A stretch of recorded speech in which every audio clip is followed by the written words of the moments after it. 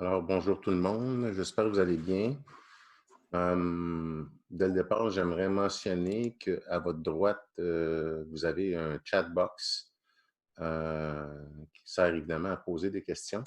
Pour les fins de la présentation, compte tenu qu'on devrait avoir quand même pas mal de monde, je vous demanderais, si c'est possible, de garder vos questions pour la fin. Vous pouvez les écrire, mais je vais les répondre à la fin de la présentation de la capsule.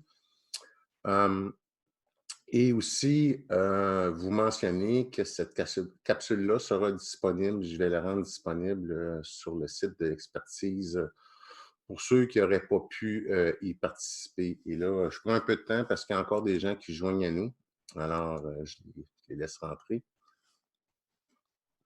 Donc, c'est ça. Donc, pour les questions, si c'est possible, de les garder pour la fin. Et je vais m'assurer de répondre à toutes vos questions là, que vous pourrez avoir. Il manque encore quelques personnes. Je vais attendre encore une minute ou deux et on va commencer par la suite.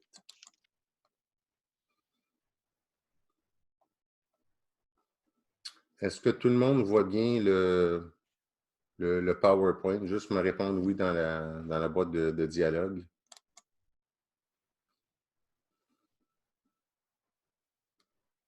Parfait, merci.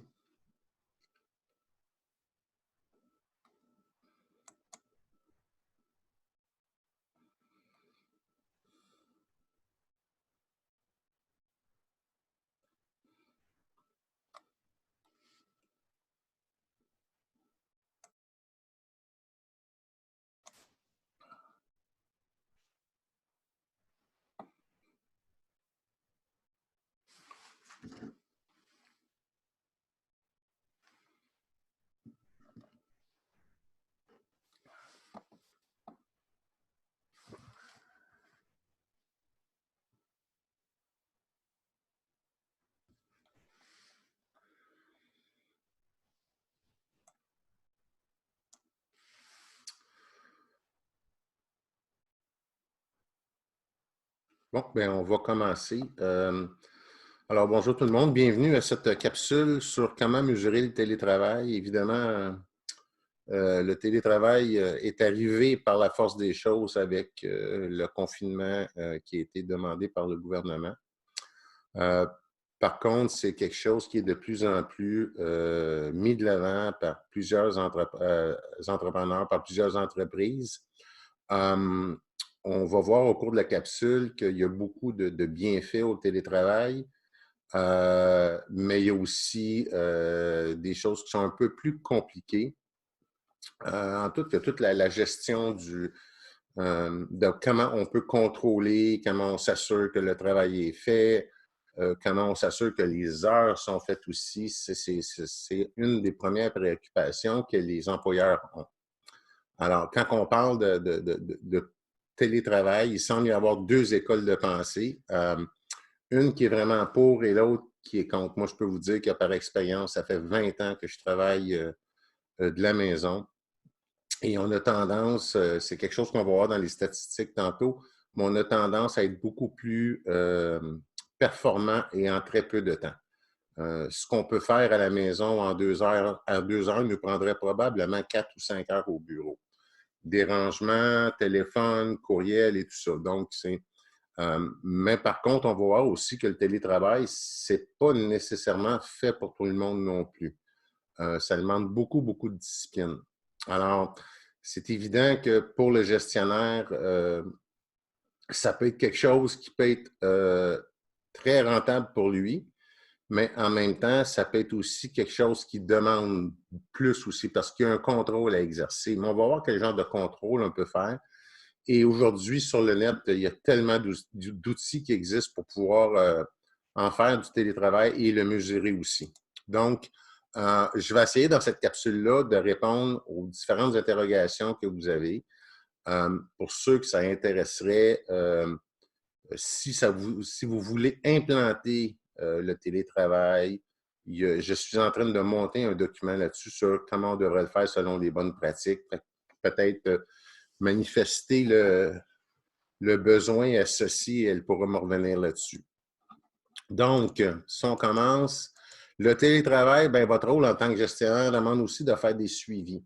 La clé du succès au niveau du télétravail, c'est le suivi. Parce que une mauvaise gestion pourrait avoir des grosses répercussions sur l'entreprise comme telle. Comme je vous ai dit d'entrée de jeu, il y a des outils technologiques qui existent pour pouvoir garder contact, pour pouvoir mesurer. Je vais utiliser le terme contrôler, mais je n'aime pas contrôler parce qu'à la base, le télétravail, ça prend une certaine dose de confiance envers l'employé et il faut aussi être capable de lui donner le support qu'il a besoin. Ce n'est pas juste un support technologique, il y a un support aussi du gestionnaire qui est important. Puis, il y a aussi des gabarits qui existent là, qui peuvent vous aider à évaluer dans différents temps les tendances qui vont amener l'employé à être productif ou non productif. Donc, si on regarde au niveau du nombre de travailleurs autonomes au Québec, depuis les 10 dernières années, ça n'a pas tellement évolué. On est passé de 566 700 à 567 900. Ce n'est pas une très, très grande augmentation. Mais par contre, là, quand on regarde là où il y a eu une plus grosse augmentation, c'est vraiment chez les 44-55 ans. Pourquoi je vous parle des travailleurs autonomes? Parce que la majorité d'entre eux font déjà du travail à la maison. Donc, c'est des gens qui sont habitués au télétravail. Ensuite, quand on regarde, bon, au niveau du graphique, ça nous donne ça.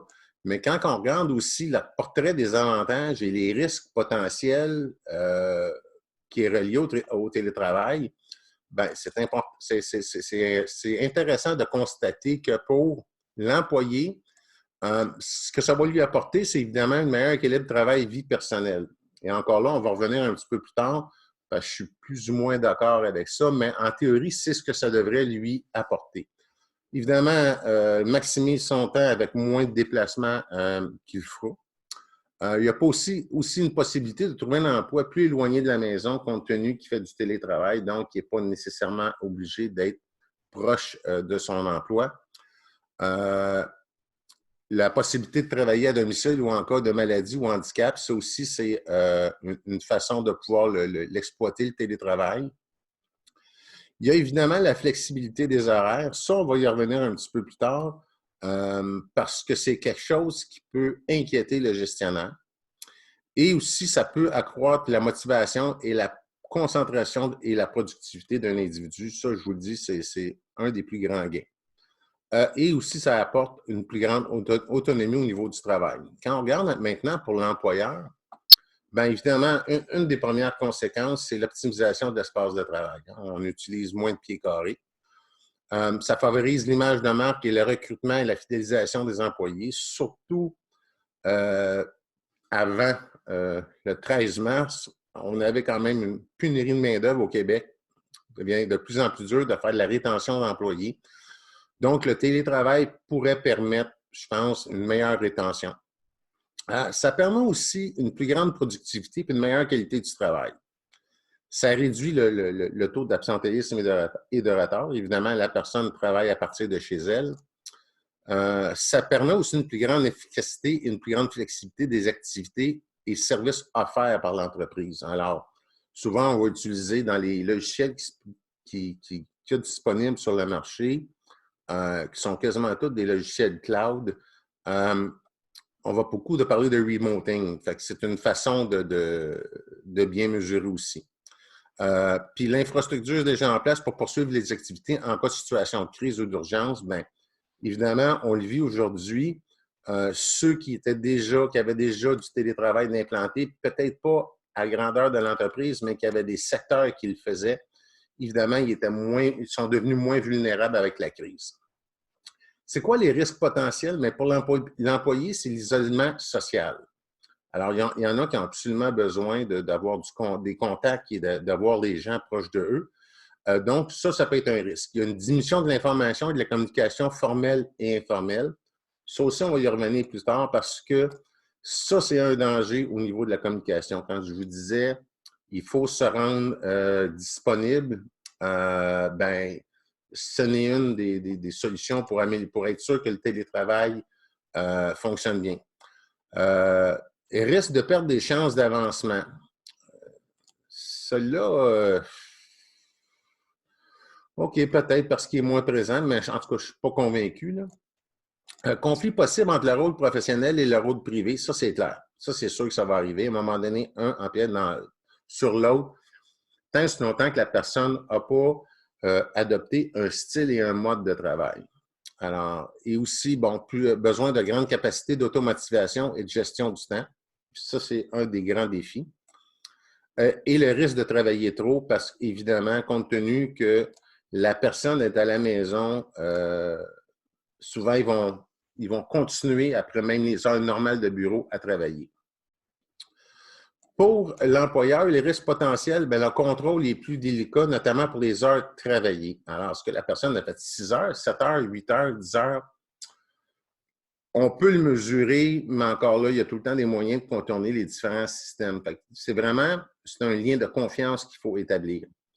Ensuite, l'augmentation des coûts de soutien et de sélection et tout ça, évidemment, ça engendre des coûts au niveau de l'employeur pour tout l'équipement technologique, que ce soit ordinateur, connexion Wi-Fi haut débit, imprimante et whatsoever, tout ce que l'employé a besoin pour être capable de fonctionner.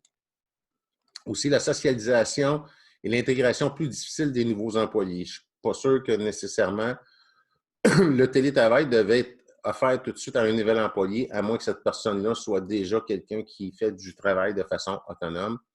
Moi, je pense que je ne suis pas convaincu que je l'offrirais automatiquement à un nouvel employé, mais bon. Et ça peut affecter l'esprit d'équipe pour certains, pour d'autres, non. Donc, ça, c'est un petit tableau qui donne les avantages et les risques potentiels, mais je vais revenir tantôt aussi sur les bons coups que ça peut apporter et les mauvais coups que ça peut apporter. Et voilà. Donc, pour les chercheurs de l'Université de Stanford, suite à l'analyse des résultats d'une étude de 500 personnes vivant cette expérience, le bon dispositif de travail serait un système hybride, mêlant le travail à la maison et le travail au bureau. C'est déjà à peu près, je vous dirais, ce que beaucoup d'entreprises font au Québec. Quelques jours à la maison, quelques jours au bureau, un jour à la maison ou 4 jours au bureau. Donc, il y a différentes combinaisons qui peuvent se faire, qui vont faire en sorte que la personne ne sera pas nécessairement coupée de son milieu de travail comme tel. Et c'est ce qui est pas mal privilégié. Donc, ils ont fait une étude avec 500 salariés qui ont invité à travailler à la maison pendant 9 mois, 4 jours par semaine. Puis tout le monde est équipé d'une connexion au débit, des outils qu'il avait besoin pour être capable d'effectuer le travail. Alors, là, ce qu'on voulait être capable d'étudier, c'est la performance des télétravailleurs par rapport à son collègue au bureau, mais aussi son épanouissement et sa perception du travail. Le télétravail, pas pour tout le monde. Ça, c'est clair et net et précis, mais il a attendé que l'étude a aussi permis de mettre en lumière un autre donné qui n'était pas attendu par les chercheurs. À la fin de l'expérience, au bout de 9 mois, la moitié des salariés ont demandé de réintégrer les bureaux du call center. Dans cet exemple-là, c'est un call center. Donc, évidemment, c'est pas tout le monde qui a la discipline pour le faire. C'est pas tout le monde qui est capable de vivre l'isolement parce que c'est une forme d'isolement aussi. Excusez, c'est parce qu'il y a des gens qui rentrent aussi en même temps. Donc, ça peut amener certains individus à se sentir moins faire partie du groupe. Donc, c'est vraiment pas fait pour tout le monde. Quand on regarde un petit graphique ici sur les difficultés que les gens peuvent rencontrer reliées au télétravail, bien, 21% parlent de solitude, ils se sentent seuls. 21% manquent de communication ou de collaboration. C'est pour ça que je vous disais tantôt que d'entrée de jeu, le télétravail exige du gestionnaire un très, très bon suivi. Je n'utiliserai pas le mot contrôle, je vais utiliser le mot suivi. Donc, 16% étaient il y avait de la distraction par rapport à ce qu'il y avait comme environnement. 14% avaient de la difficulté à rester motivés. 23%, bon, les décalages horaires, ceux qui travaillent avec les autres pays. 8%, bon, des problèmes reliés au Wi-Fi ou ben non, dépendamment aux outils utilisés, et un autre 7% qui est un melting pot. Alors, on peut voir qu'il y a quand même des préoccupations qu'il faut adresser quand on veut mettre de l'avant le télétravail. Et dans ce cas-ci, ben, le télétravail nous est un peu imposé par la force des choses. Avec les nouveaux modes de collaboration, l'arrivée des milléniaux et eux autres en demande du télétravail, le développement du télétravail des entreprises, il faut que les entreprises repensent le mode d'organisation. Le gestionnaire doit réapprendre à gérer. On ne gère plus de la même façon. Ça me fait penser, il y a une dizaine d'années, quinzaine d'années, on est passé de... On avait des formations, hein, passé de patron à coach, comment on arrive à coacher nos employés plutôt que les diriger. Donc, on va gérer un résultat, on va coacher les compétences. Donc, c'est ça un peu ce qu'on vit avec le télétravail. En France, c'est 16,7% des Français qui ont télétravaillé plus d'une journée par semaine en 2016. Alors, aujourd'hui, c'est beaucoup plus que ça. Et 64% le faisaient à domicile, 21% dans des bureaux mis à disposition par leurs entreprises. C'est ce que j'appelais tantôt les fameux remote. Donc, quelques petites images ici. Bien sûr que je suis pour le télétravail à partir de 18 h et le week-end. Ça, évidemment, c'est la préoccupation du patron. Et l'employé, le plus important avec le télétravail, c'est d'être dans une logique de performance. Alors, c'est sûr et certain que quand on regarde un temps donné, quand on est au bureau versus quand on est à la maison, moi, je suis convaincu qu'en télétravail, ce qu'on va sortir en 8 heures, un vrai 8 heures bien fait, avec une bonne gestion de son temps, un bon niveau de concentration, va être l'équivalent de 3 ou 4 jours de travail à la maison. Ça, c'est clair, c'est indéniable. Donc, pendant une crise comme celle du COVID, les équipes de travail se retrouvent souvent à travailler rapidement et en dehors de leur routine habituelle. Et ici, je trouve ça important, le mot routine. Parce que quand on est en télétravail, il faut établir une routine qu'on n'a pas au bureau. Alors, le matin, quand on se lève, on s'habille, on fait notre lunch, on prépare, on s'en va dans l'auto, on s'en va dans le trafic, on s'en va travailler, on a une routine. Alors que là, il y a des éléments qui ne sont plus là, qui font en sorte qu'il faut qu'on gère notre journée différemment. Et là, ben, ça n'a pas été leur choix, ça a été imposé par la force des choses. Par conséquent, il est essentiel que les gestionnaires et les membres de l'équipe maintiennent une bonne communication pour préserver la motivation et la productivité avec aussi un bon moral. Puis, comme je vous ai dit, ce n'est pas fait pour tout le monde. Je vais vous donner des exemples tantôt de certaines compagnies, comment ils font le contrôle de leurs employés qui sont en télétravail. J'ai entre autres des exemples avec Tesla, comment ils fonctionnent eux. Ils font même des 5 à 7 remote. Alors, c'est pour vous donner une idée comment ils sont quand même allés un peu plus loin dans leur façon de faire. Ils font même des livraisons à distance. Donc, les véhicules sont livrés par Tesla, mais le contact se fait par Skype ou Zoom Meeting avec le client. Donc, le télétravail, c'est une question de suivi et je vous le dis, c'est la clé du succès.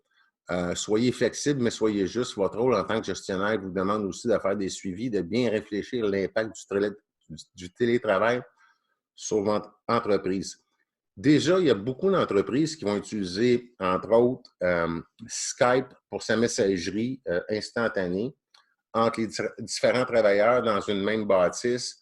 Souvent, c'est beaucoup plus rapide que d'envoyer un courriel quand on a besoin d'une information ou qu'on veut aller chercher, interagir avec un collègue. Déjà, c'est déjà des méthodes qui sont implantées dans les entreprises. Donc, ils utilisent Skype pour le faire. Mais ça demande aussi de revoir les façons de faire. Donc, une mauvaise gestion du télétravail pour avoir des répercussions néfastes. Ça, c'est clair. Et les outils technologiques maintenant sont là pour nous permettre de bien le faire. Le télétravail, une question de suivi, ben oui, il est trop facile de laisser les employés à eux-mêmes, donc de continuer à faire des suivis rigoureux est nécessaire. Et quand je dis rigoureux, il faut faire attention parce que rigoureux, ça pourrait être dire de façon statutaire. À tous les jours, on fait une réunion le matin de 10-15 minutes pour partir tout le monde. Une réunion en fin de journée, juste pour faire un wrap-up, voir comment c'était la journée. Alors, quand je vous disais tantôt que ça demande du temps et de la disponibilité, le gestionnaire, il doit le prévoir. Tesla, ils en font 3, eux. Ils en font un le matin, un le midi et un le soir. N'hésitez pas à demander une rétroaction ou un résultat concret suite à l'initiation de télétravail. Vous faites confiance à votre employé. Laissez-lui vous démontrer que vous avez raison de le faire.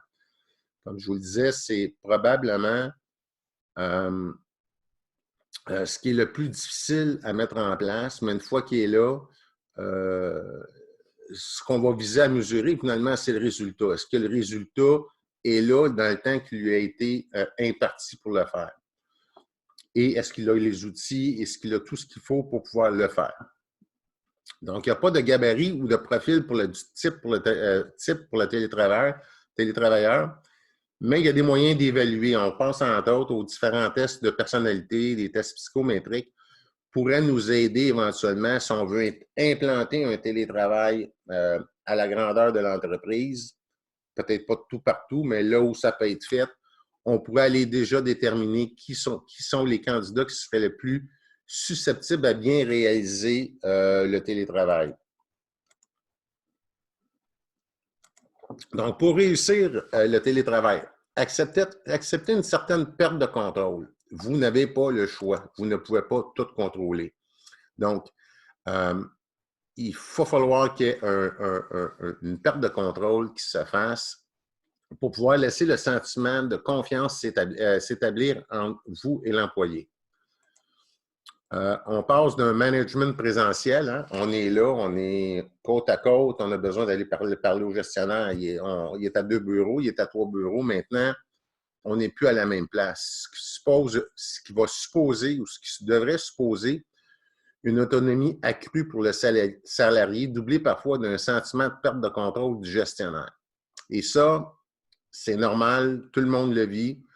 Mais encore une fois, moi, je pense que quand les balises sont claires, quand c'est bien fait, quand c'est bien implanté, quand on utilise aussi les bons outils, je pense que c'est un gros avantage pour l'entreprise. Puis il y a des outils qui existent là, où les employés peuvent, entre guillemets, puncher électroniquement quand ils commencent et puncher quand ils ont fini. Ça vaut ce que ça vaut. Puis l'employé a quand même un sentiment de surveillance qui peut lui nuire. Moi, je pense qu'il y a d'autres façons de faire ces suivis et de contrôler ce qui est fait sans nécessairement avoir des mesures qui sont trop radicales, puis en plus, sont faciles à contourner. Donc, cette évolution doit être comprise par toutes les parties, les travailleurs à domicile, l'employeur et les collègues qui restent à l'entreprise. Tout est une culture de travail différente qui doit être mise en place. Parce qu'évidemment, quand on a des employés qui interagissent entre d'autres départements, évidemment, s'il y en a 5 qui sont à la maison et 3 qui sont au bureau, bien, il faut que faut pas que rien se tombe entre deux chaises, il faut que la loupe se garde. C'est pour ça qu'il y a des outils comme Skype en messagerie instantanée peuvent servir. Je pense aussi à Teamwork de Microsoft qui existe. Il y a Zoom Meeting qui existe. Il y a plusieurs outils qu'on peut mettre en place. Il y a Bitrix 24 qui est un genre de CRM à partir duquel on peut aussi faire des flowcharts. Des flowcharts, je ne me souviens pas en français, là, évaluer la charge de travail avec sous un genre de Microsoft Project. Là. Alors, les outils sont là pour le faire. Des modalités de contrôle inscrites au contrat de travail, bien évidemment, quand on implante un mode de télétravail, quand on identifie des fonctions qui peuvent être mises en télétravail pour X, Y raison, moi, je pense que c'est des choses qui devraient être conscrites dans un contrat. Donc, l'avenant du contrat devrait être signé par le travailleur à domicile et l'employeur. Puis, ça doit préciser certaines choses. C'est quoi le rattachement hiérarchique du travailleur, à qui va se réveiller, à qui va se référer, ça va être quoi les moyens de communication, y a-t-il des plages horaires à communiquer? Donc, il y a des choses à mettre en place. Comment va se dérouler l'évaluation de son travail? Avec quelle périodicité? Qu'est-ce qu'on mesure? Comment on va le mesurer? On va y revenir tantôt. On va parler des objectifs SMART. Quels seront les outils de compte-rendu de liaison avec l'entreprise? Ça aussi, c'est très important. Et le contrôle du télétravail est également encadré. C'est important d'établir un lien de confiance, mais il faut que l'employé sache aussi qu'il va être mesuré, il va être évalué. Il y a quand même, il y a des choses, il y a des livrables à livrer. Là. Donc, ce n'est pas nécessairement un free-for-all qu'on offre aux employés. Là. Au contraire, je vous le dis, ça demande beaucoup plus de discipline de travailler de la maison. Mais une fois qu'on a pris le beat, on est beaucoup plus productif. Donc, 3, bien cadrer les processus de travail. Ça, c'est quelque chose qui va amener, je pense, les entreprises à revoir les différents processus. Parce que, bon, quand on travaille à distance, ben, ça implique plusieurs choses. Donc, exemple, avoir accès à des documents. Est-ce que les documents sont numérisés, sont disponibles sur le serveur? C'est des choses qu'il va falloir penser. La nature de son emploi, ce n'est pas tous les emplois qui peuvent être en télétravail. Le référent dans l'entreprise, on en a parlé, à qui se référer. Les modalités de rendu de son travail par email, intranet, via un accès VPN, via une plateforme de télétravail avec compte rendu des heures faites, avec rapport journalier. Il y en a beaucoup qu'on peut mettre en place, mais je pense que les plateformes disponibles présentement peuvent aider beaucoup le gestionnaire à bien suivre ces choses. Le gestionnaire et le travailleur doivent fixer ensemble les objectifs de charge de travail. Ça, c'est très important. Les objectifs de livraison, les délais. Ça aussi, c'est important pour être capable de bien le placer dans le temps. Ça demande beaucoup plus de planification, même si on amène l'employé à être beaucoup plus autonome. Ça demande de sa part, mais ça demande aussi de la part du gestionnaire une meilleure planification ou une plus grande planification, si vous voulez. Donc, enfin, il faut savoir que si les résultats de travail à distance ne sont pas satisfaisants, ben, ça peut être arrêté selon la volonté de l'entreprise ou du salarié aussi parce que, comme je vous ai mentionné, ce n'est pas nécessairement fait pour tout le monde. Ce n'est pas tout le monde qui est capable de bien vivre dans le télétravail. Alors, voici 5 points incontournables à prendre en compte. Pensez résultats.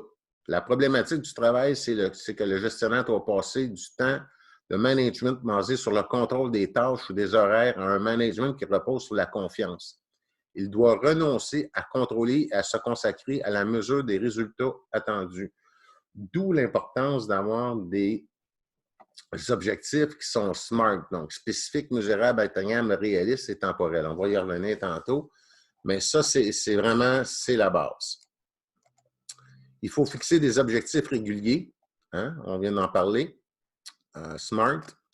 Donc, quand on dit les objectifs SMART, c'est quoi? Bien, spécifique, ça définit précisément quand est-ce qu'il doit être fait et comment. Comment on va le mesurer aussi, la qualité de ce qui doit pouvoir être évalué précisément. Donc, acceptable, est-ce que c'est acceptable et réaliste? Et est-ce que dans le temps, ça fait du sens? Est-ce qu'on a excusez l'anglicisme, un time frame qui fait du sens? Est-ce que le time frame des objectifs qu'on a est en lien direct avec notre charge de travail? Alors, c'est toutes des choses qu'il faut tenir compte. Mais déjà, tant qu'à moi, qu'on soit en télétravail ou pas, on devrait tout le temps avoir des objectifs qui sont SMART. C'est beaucoup plus facile à les atteindre. Maintenir le lien. Ça, je vous dirais que c'est le plus gros défi et tant qu'à moi, la clé du succès, c'est de maintenir le lien, de s'assurer que l'information et que la communication avec le télétravailleur est tout le temps faite, que le télétravailleur peut avoir accès à quelqu'un et se référer à quelqu'un en cas de problématique ou ne serait-ce que pour valider et s'assurer qu'il est sur la bonne track. Alors, au lieu d'être physiquement dans une bâtisse, ben là, finalement, ça se fait soit par conférence, visioconférence ou par texto, par messagerie ou par téléphone tout simplement. Donc, le maintien du lien entre le gestionnaire et le télétravailleur est, tant qu'à moi, un gage de succès. Rester disponible, donc il doit préserver un lien personnel avec les membres de son équipe, être réactif, traiter ses mails en temps réel, être disponible pour les feedbacks. Ça demande, je vous dirais que c'est une grosse adaptation pour l'employé, mais c'est une très grosse aussi pour le gestionnaire. Parce qu'au-delà de son quotidien, de ce qu'il a à gérer dans son quotidien d'heure en heure, il doit maintenant intégrer le fait qu'il y a des gens qui sont à distance et il doit être capable d'avoir accès à eux facilement. Donc, c'est pour ça que plus qu'on va mettre des outils d'échange, qu'on pense qu'à des outils comme Google Drive, où on peut mettre tous les projets ensemble, les logiciels de projet, les réseaux, différentes façons de partager l'information. C'est là où ça va jouer. Donc, il faut vraiment rester disponible et il faut donner autant aux gestionnaires qu'aux travailleurs une bonne façon de partager les informations et de communiquer. S'inspirer des startups, effectivement, les réunions, je vous parlais tantôt de Tesla, eux, ils font 3 réunions par jour. La première du matin, elle a 20 minutes, celle du midi, elle a 10 minutes, et celle en fin de journée, elle a 20 minutes. C'est défini dans le temps. L'ordre du jour est déjà préparé, ils savent déjà où ils s'en vont. C'est très rare, ça dure plus longtemps que ça. Et même eux, à la fin de la semaine, ils font un 5 à 7 virtuel avec leurs télétravailleurs.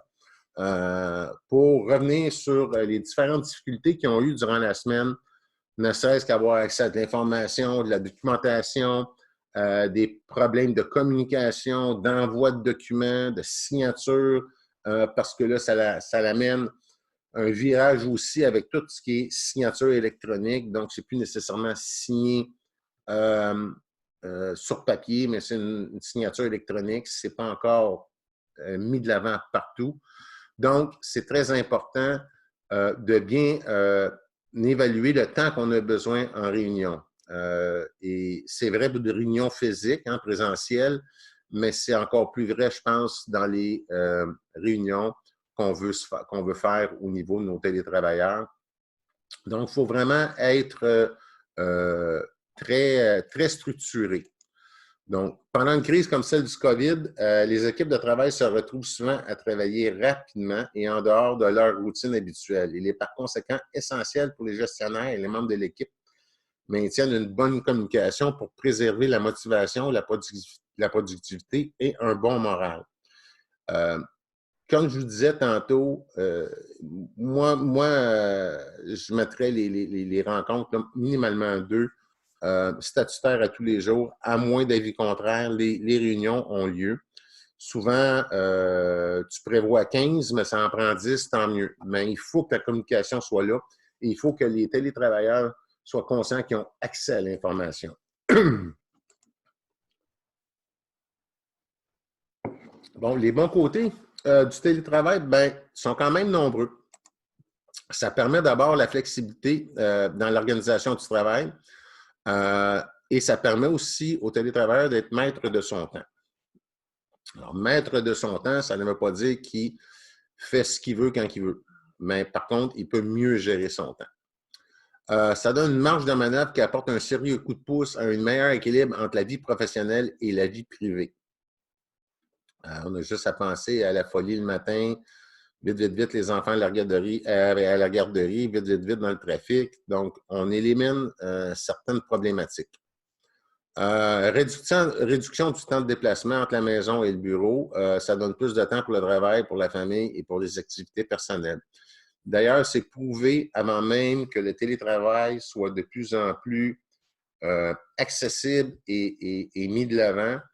N'importe quel gestionnaire n'hésitait jamais à fournir un laptop à un gestionnaire pour qu'il l'apporte chez eux. Pourquoi? Il savait très bien que même s'il arrivait chez lui à 6 heures, probablement qu'à 7h30, 8 heures, il sautait sur son laptop et il continuait à travailler un peu, répondait à des courriels. Donc, c'est un gros gain pour l'entreprise. C'est une bonne réduction au niveau du stress, qui est quand même quelque chose qui n'est pas négligeable. Ça permet peut-être d'avoir une meilleure productivité.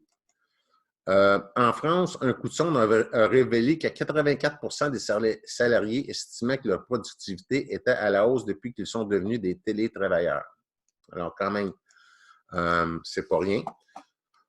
Tout ça parce qu'ils sont moins dérangés par leurs collègues, ils n'ont plus de temps à consacrer à ce ils ont plus de temps à consacrer à ce qu'ils font, puisqu'ils n'ont pas à se déplacer entre la maison et le bureau. Puis je vous dirais la machine à café, puis la photocopieuse, puis l'imprimante, puis ci, puis ça. Puis veut pas, c'est humain, ça. Hein, les gens prennent du temps, ils discutent entre eux autres. Mais quand tu es chez toi, tu es devant ton ordinateur, tu n'as pas grand monde à qui parler, sauf ton ordinateur. Les experts font également remarquer que le télétravail et le travail nomade numérique sont des modèles d'organisation de travail qui rapportent gros aux employeurs. Hein. Ils tirent profit d'une part de l'amélioration de l'équilibre entre la vie professionnelle et la vie privée de leurs salariés. Elle peut entraîner une plus grande motivation, un taux de roulement moins élevé et une production accrue, ce qui est quand même pas négligeable, en plus de réduire les espaces bureaux. Comme je vous dis, ce n'est pas tous les postes dans une entreprise qui peuvent être à télétravail, mais ceux qui peuvent l'être, calculez dans vos têtes là, combien d'espace que vous pourriez sauver. Est-ce que ça veut dire un moins gros local? Évidemment, un moins gros local, peut-être moins gros loyer aussi. Donc, l'overhead, en fin de compte, va coûter un peu moins cher. Les moins bons coups, ben, il y en a aussi. Le télétravailleur a tendance à prolonger ses heures de travail. Un télétravailleur avoue avoir fait en moyenne 45 heures par semaine, soit 2 heures de plus que son collègue qui besogne au bureau. C'est un moins bon coup pour le télétravailleur, mais c'est un très bon coup pour l'entreprise. 24% des télétravailleurs indiquent qu'ils travaillent plus de 40 heures par semaine. Ce pourcentage est de 19% pour ceux qui s'exécutent dans les locaux de l'employeur. Alors, et c'est souvent des heures supplémentaires non rémunérées. Autre phénomène, celui du chevauchement entre le travail et la vie personnelle. 65% des télétravailleurs ont indiqué qu'ils avaient été contactés par un collègue ou un client à l'extérieur des heures normales de travail, la fin de semaine, ou souvent synonyme de travail pour les télétravailleurs. Évidemment, oui, c'est un danger, mais je pense que quand on est bien structuré et qu'on a une discipline, je pense que ça, on peut en venir à bout. Évidemment, comme je vous dis, c'est pas tout le monde qui est capable d'être dans ce beat-là, mais définitivement que quelqu'un qui est capable de bien gérer son temps et ses tâches, il ne devrait pas normalement prendre plus que le même nombre d'heures qui est fait au bureau parce que théoriquement, tu es plus productif chez toi. Le droit à la déconnexion, il est vraiment important de s'attaquer aux problèmes de travail supplémentaires réalisés grâce aux technologies de communication modernes. C'est évident que les gens vont aller au-delà du 5 heures ou du 6 heures. Ils vont souper, ils vont se dire « Ah, il me reste telle affaire, je vais le finir, comme ça demain, je vais pouvoir commencer d'autres choses. » Donc, c'est sûr et certain que ce n'est pas l'idéal, mais c'est la réalité. Il ne faut juste pas que le gestionnaire s'attende à ce que l'individu soit tout le temps comme ça. Donc, le droit à la déconnexion, c'est de dire aussi des fois, bien écoute, non, je tire la plug à 6 heures ou je tire la plug à 5 heures. Parce que souvent, ils vont tirer peut-être plus tôt le soir, mais ils vont commencer plus tôt le matin. Donc, il faut aussi des choses qu'on pourrait mettre de l'avant pour éviter ça. Exemple, ça serait de mettre le serveur non disponible du vendredi 5 heures ou lundi matin 6 heures. Il y a des façons de le gérer ou de forcer les gens à dire non, tu ne fais pas plus que ce que tu es supposé de faire. Il faut être ta vie aussi à toi parce que ça peut mener là aussi le télétravail. Conseil pour les gestionnaires. Contactez les membres de votre équipe en groupe ou individuellement afin de vous assurer qu'ils vont bien. Juste un petit touchdown, être sûr que tout le monde va bien, que tout est beau. Les informer des directives ministérielles ou des directives de bureau, les nouvelles directives, les nouvelles politiques. Déterminer une stratégie de communication, par exemple, vous assurer que les employés reçoivent les messages, confirmer la fréquence des communications, des mises à jour. Alors, dans ce cas-ci, les accusés de réception, moi, je trouve que c'est important. Mais il y a aussi, si on fait nos réunions de façon statutaire et régulière, ça peut aussi éviter qu'il y ait un manque de communication. Et évidemment, ça aussi, c'est très important, hein, énoncer clairement les attentes liées au télétravail. Au même titre qu'on va énoncer c'est quoi nos attentes face à un travailleur dans l'entreprise, on devrait faire la même chose. Donc, ça devrait être les mêmes objectifs, peut-être plus définis encore. Ensuite, conseil pour le gestionnaire encore, offrez du soutien à votre équipe aux besoins. Par exemple, déterminer les employés que vous devrez contacter individuellement ou à qui vous devrez offrir des suivis plus fréquents. Surtout à ce temps-ci, comme je vous dis, ce n'est pas fait pour tout le monde. C'est une solution qui est imposée par la force des choses, par la COVID-19. Donc, vous avez sûrement dans votre gang des gens qui ont peut-être plus besoin d'être suivis ou d'être assurés. Alors, il faut être là pour l'offrir. Faire preuve de souplesse et d'empathie, vos employés travailleront de la maison et pourraient devoir composer avec les besoins des membres de leur famille, ce qui entraînera des tâches supplémentaires et exigera du temps. Les employés pourraient être aussi éprouvés de l'anxiété à se sentir seuls et isolés. Encore là, ce n'est pas évident. Quelqu'un qui est à la maison présentement et qui a des enfants et qui est en télétravail, les enfants ne comprennent pas tout le temps que là, ce n'est pas le temps de déranger papa ou maman. Mais par contre, il faut, puis ça fait partie de la réalité. Par contre, en temps normal, cette petite problématique-là ne devrait pas être là. Mais le danger, évidemment, c'est que l'employé pourrait se sentir isolé. Conseil pour les employés, contactez vos collègues et vos gestionnaires afin de poser des questions. Vous assurez de connaître les voies de communication permettant d'obtenir les renseignements les plus récents sur les dispositions de travail pendant l'éclosion de la COVID-19, mais aussi après la COVID-19. Si c'est quelque chose que vous voulez mettre de l'avant, que vous voulez implanter, alors les voies de communication sont très importantes. Demandez des précisions concernant les attentes de votre gestionnaire. Alors, oui, le gestionnaire va énoncer c'est quoi ses attentes, mais si ce n'est pas clair pour l'employé, il se doit de demander des précisions. Communiquer des pratiques exemplaires en matière de télétravail. Hein? Dans ce cas-là, les pratiques exemplaires, ce serait vraiment de rendre non disponibles les serveurs après les heures normales de bureau, entre autres, pour s'assurer que les gens respectent une certaine horaire. Parlez de vos préoccupations pour éviter de ressentir de l'anxiété face à une attente imprécise quelconque. Sachez sachez qui fait du télétravail et qui est en congé. Ça, c'est bien important. Écoutez-vous, vous et vos proches pourriez ressentir de l'anxiété, alors prenez soin de vous. N'hésitez pas à communiquer avec votre superviseur, vos collègues, programmes d'aide aux employés pour obtenir du soutien. Bref, si quelqu'un se sent anxieux, moi, je vous dirais la première question à poser, c'est est-ce que cette personne-là est effectivement faite pour le télétravail?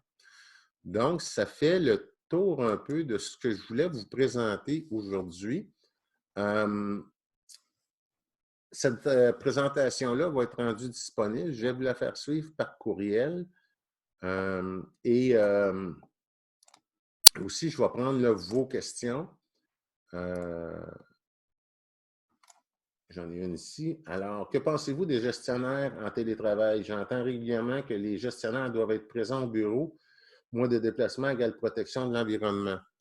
Oui, effectivement, c'est un des enjeux, hein, que ce soit un employé ou un gestionnaire. Bon, plus qu'on a de monde en télétravail, faites juste regarder ce qui se passe présentement partout dans le monde. les eaux de Venise sont devenues claires comme ils n'ont jamais été. Il n'y a pas de smog, il y a beaucoup de moins de population, de pollution. Et, évidemment, oui, ça a un impact. Moi, je pense que ce soit un gestionnaire ou que ce soit un employé, le télétravail, quand il est bien planifié, qu'il est bien structuré, qu'il y a des bons moyens de suivi, je pense que c'est autant bon pour l'un que pour l'autre. À ce moment-là, ça devient peut-être plus une question de savoir si le gestionnaire, lui, est à l'aise à fonctionner de cette façon-là. Mais pour l'avoir fait pendant des années où j'étais en entreprise, je faisais autant de télétravail que d'être présent au bureau. Je gardais ma présence au bureau pour les rencontres obligatoires qui étaient vraiment nécessaires, qui nécessitaient une présence physique. Sinon, je n'ai jamais senti que le fait que je fasse du télétravail a fait en sorte que mon équipe a diminué sa productivité ou la rendait moins performante. C'est sûr et certain, encore là, il y a tout le temps la notion de lâcher prise et perte de contrôle, parce que oui, il y en a une perte de contrôle, mais je pense que quand on a un bon lien de confiance avec nos gens, je pense que c'est plus profitable pour les entreprises. Est-ce qu'il y a d'autres questions?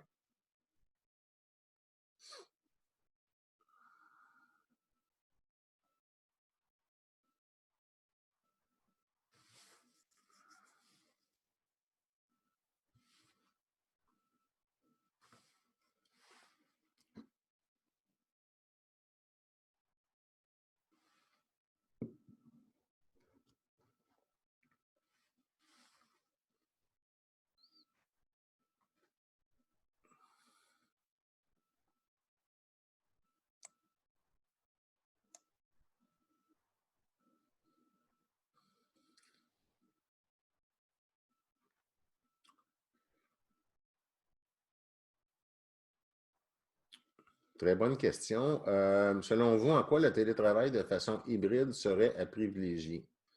Euh,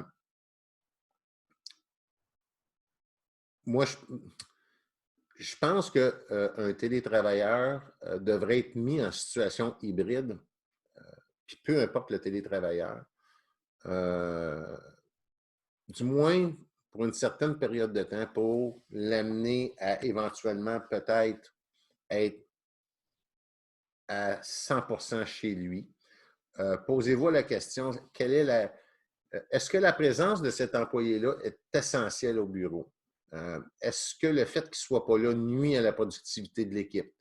Est-ce que le fait qu'il ne soit pas là peut entraîner des retards dans ce qu'on a à livrer comme service ou comme produit? L'hybride est souvent utilisé dans les milieux professionnels. Je me rappelle quand j'étais au Fonds de solidarité FTQ, les avocats, tous ceux, les gars, les conseillers en investissement, géraient les horaires et souvent, ils faisaient du télétravail quand il y avait, exemple, un rush à finir, un dossier. Il y a 24 heures il reste 24 heures, il faut qu'il finisse un dossier, c'est un rush. Il restait chez lui pour pouvoir le faire concentré, sans aucun dérangement. C'était su de toute l'équipe qu'il était en télétravail pour aucune considération qu'il devait être dérangé, à moins d'une urgence nationale. Là. Mais je pense que le télétravail, quand on a des choses qui nous demandent un haut niveau de concentration, produire des documents, monter des dossiers, tout ce qui demande un niveau élevé de concentration, je pense qu'on devrait privilégier le télétravail et ça devient une forme d'hybride. Parce que, veut pas, les collègues, ils ont une question, ils vont frapper à la porte. As-tu 2 minutes? C'est jamais 2 minutes. Ça prend jamais 2 minutes. C'est tout le temps plus que 2 minutes. Et là, la personne lève sa tête, sort de son document. Le temps qu'elle se remette dedans, ils viennent de perdre 20 minutes, 25 minutes facile. Alors, euh, le télétravail de façon hybride, moi, je pense que c'est celui qui devait être privilégié d'abord. Et ensuite, avec le temps, voir quels sont les besoins face à l'employé qui est en télétravail. Est-ce qu'on a besoin qu'il vienne au bureau? Ça peut être une fois par semaine. Ça peut être 2 fois par semaine. Puis en quelque part, il y a des télétravailleurs aussi qui vont vous dire, ben moi, je n'haïs pas ça, y aller au bureau une journée ou deux par semaine. Ça casse ma routine, je vois mon monde, ça me met dans le beat, ça me remet dedans. Fait que l'hybride, tant qu'à moi, il sera tout le temps privilégié, en tout cas peut-être plus que du télétravail 100%. Parce qu'à un moment donné, la personne va avoir à communiquer, interagir. Il y a des gens qui ont besoin d'avoir des contacts physiques avec les autres. Mais définitivement que l'hybride, pour moi, c'est le meilleur des deux mondes, je pourrais vous dire.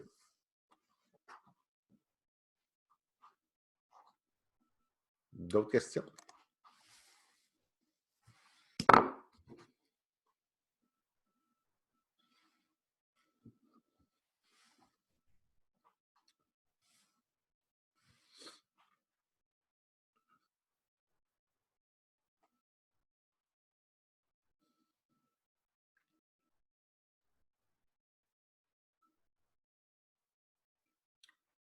Est-ce qu'il y en a, mais vous en posez une question, moi, est-ce qu'il y en a qui pensent vouloir implanter le télétravail dans certains départements ou pour certaines personnes dans leur entreprise? Est-ce que c'est quelque chose que vous envisagez?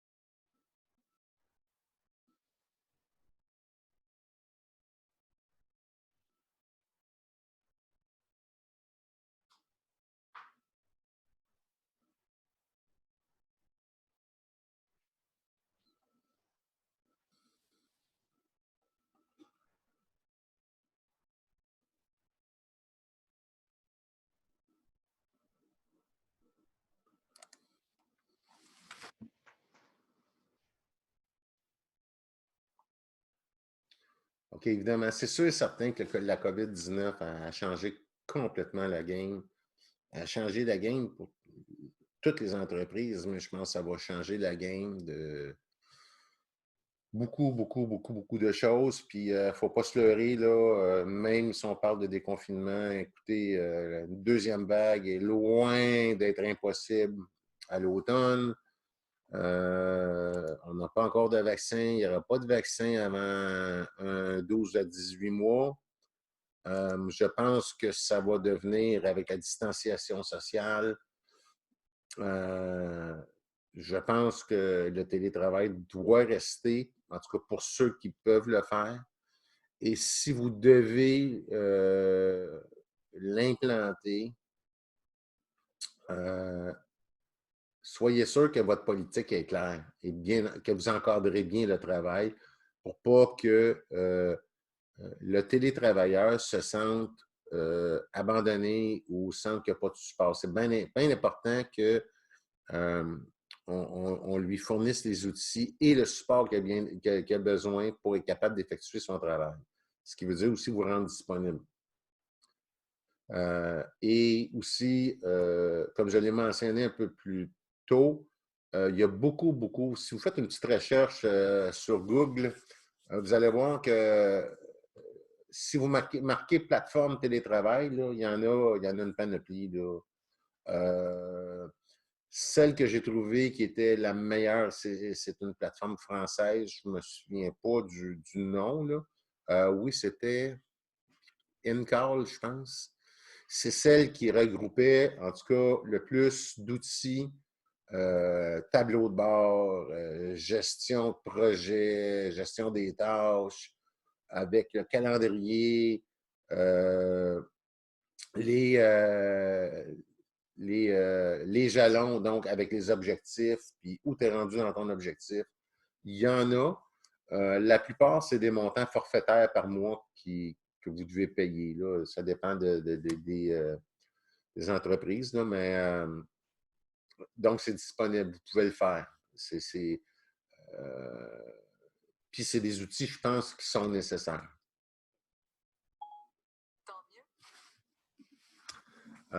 Oui, effectivement, toute entreprise qui favorise les meilleures pratiques doivent poursuivre dans cette avenue.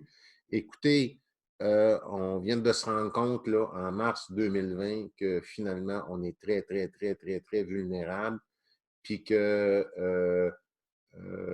plus rien maintenant peut arrêter quelque chose d'arriver dans le sens où qui aurait pu prédire qu'un virus comme le COVID-19 allait mettre la planète au complet sur pause.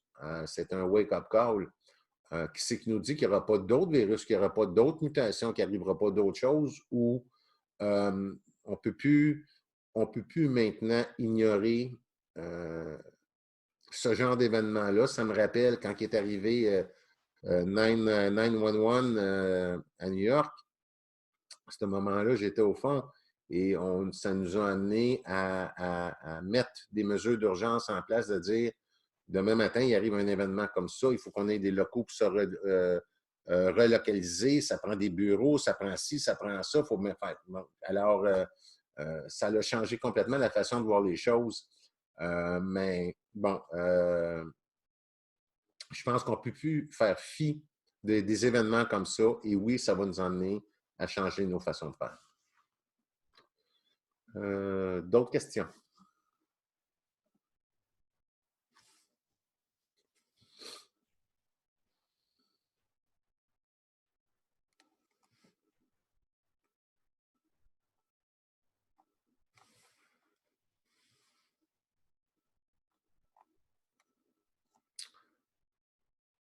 Bon, je n'ai pas d'autres questions. Donc, écoutez, j'espère que vous avez aimé cette petite capsule-là.